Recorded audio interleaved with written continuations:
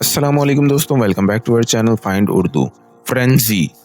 Frenzy کا مطلب ہے پاگل پن، جنون، بے قابو حالت۔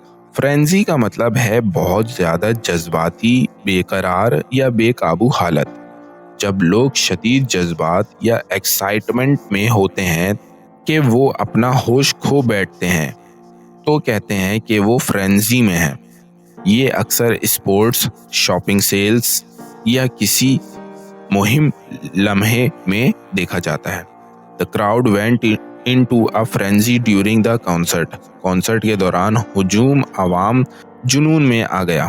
تو دوستو، فرینزی کا مطلب ہے بے قابو جذبات یا پاگل پن جو اکثر ایکسٹریم ایکسائٹمنٹ یا غصے میں ہوتا ہے۔